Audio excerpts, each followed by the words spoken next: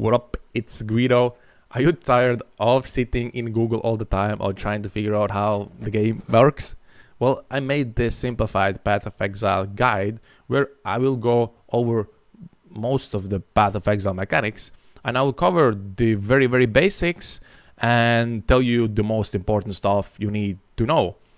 This is not going to be the most efficient way to play everything, but if you want to get really efficient, you can do your own research on every single topic. This one is just to get you through all the leveling process and get through your Atlas completion. After that, yes, I recommend doing your research and getting more in depth. Before you're starting off, it's crucial that you have a beginner-friendly build that you can follow when you're playing the game, especially for the first time. In order to find it, just Google PoE beginner builds and then put the version number. In order to find the version number, just open up the game and the first window is going to show you what's the game version and pick the first two numbers, 3 and 11. Put that in the Google as well and pick what you like here. The next crucial thing you need is to set up an item filter. You go to Filter Blade, there's going to be a link in the description. Then you click on sign in with Path of Exile, you sign in. You select strictness and go to semi-strict, okay? You go back to downloads, click on synchronize with PoE, create a new filter, add the name for your filter. This will show successfully uploaded filter. Then you go back to the game, you open up options, go to user interface, scroll to the very bottom and refresh to look for a filter. If the filter doesn't show up, restart the game. So I just restarted the game. I'm going back to user interface, checking here, and I can see the filter. I save and I have my filter set up. Before you can get to the end game, you first have to complete 10 of these kind of acts. And the main focus on these acts is to just get through them as quickly as possible. And that means using items that have movement speeds, boots usually have them, trying to get and use flasks that give movement speed, and also getting and using different kinds of movements, skills. When moving through the areas, kill most of the monsters in order to gain experience, to find some items for your item progression, and to refill your flask charges.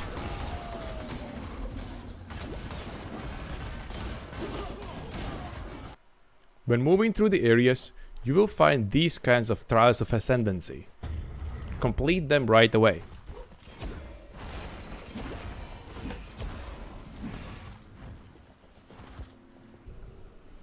When you get to the Act 3, you will gain access to the Aspirant Plaza in the Sarn encampment.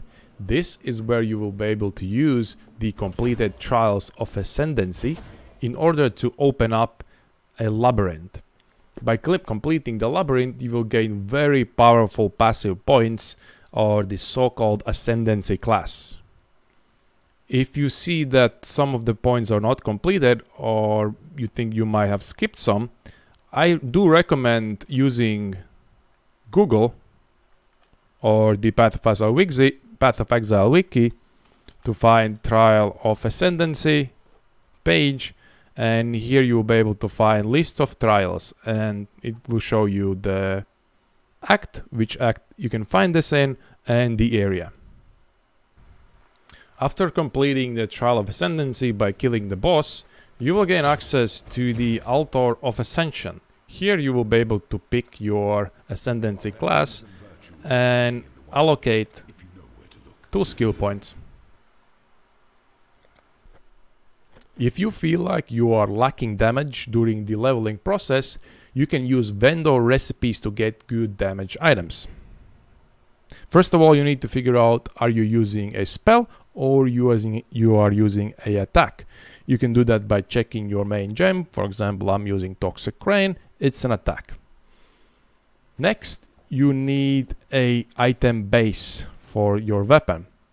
So for example, if I'm using bows, I need a bow. If I'm using swords, I'm gonna use sword. If I'm gonna have mace, then mace, and so on. Next, specifically for attacks, you need a rustic sash, this specific belt, okay? And the last thing you need is blacksmith whitestone.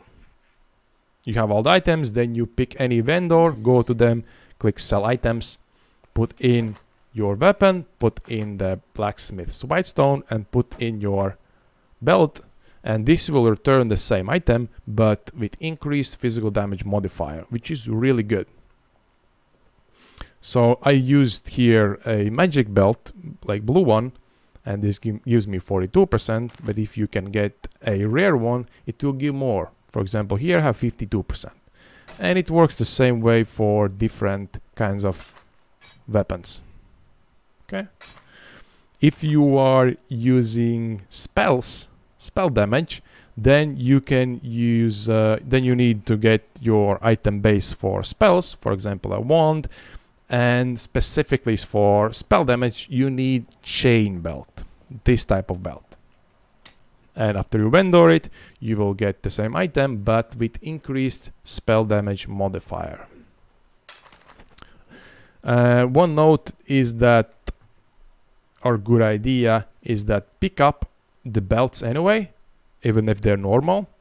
And because you can use items like essences or alchemy orbs to upgrade later, to later upgrade them to get these items rare and then sell them for the vendor recipes.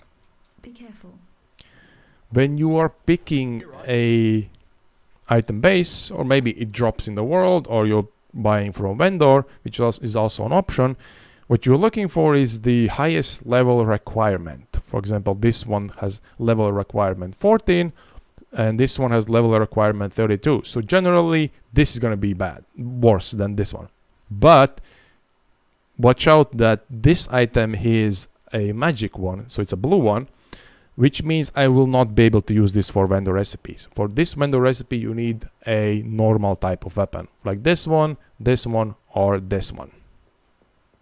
If you feel like you're dying too much and you don't have enough survivability, the first thing you need to go is to open your character selection, click on defenses, and check your fire, cold, and lightning resistances. So the maximum was 75, and if you have not maxed them out, you are very vulnerable, like I am here.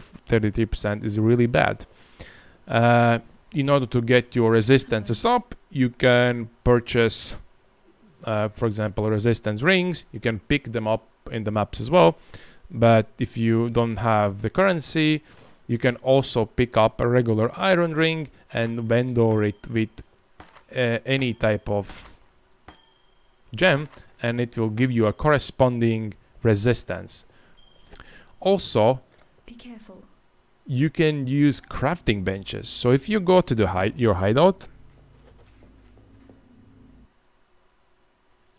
then you should be able to find a crafting bench, and it should already have some recipes in order to add some resistances. So I was lacking lightning resistance, if I remember correctly.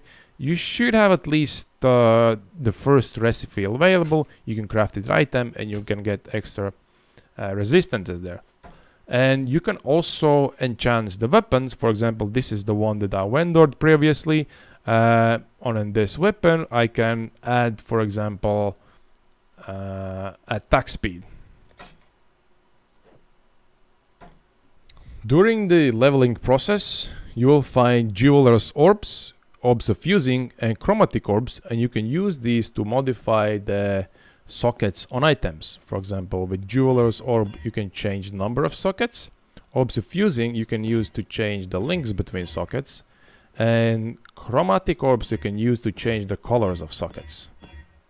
Now it's very important to understand that the item base influences what kind of colors you're gonna get on the item. For example, this item has dexterity requirement. That means if I use chromatic orbs, I'll get more green sockets, as you see here. So for this item, for example, has strength and intelligence combination. So with this item, I will get more red ones and more blue ones. And this base, for example, has dexterity and intelligence, so it will get green ones and blue ones. When you get to areas where monster level is at least 60, the monsters will start to drop items that have an item level of at least 60. This is the time when you can start to use the vendor recipe. The vendor recipe works in a way that when you vendor a full set of gear, armors and everything, you will get 2 chaos orbs for that. If you have the items identified or one of the items is identified, then you'll get only 1 chaos. If you don't get any chaos, double check if all of the items are actually at least level 60. For weapons, you can use 2 one-handed weapons, you can use a weapon and shield, or you can use 1 two-handed weapon.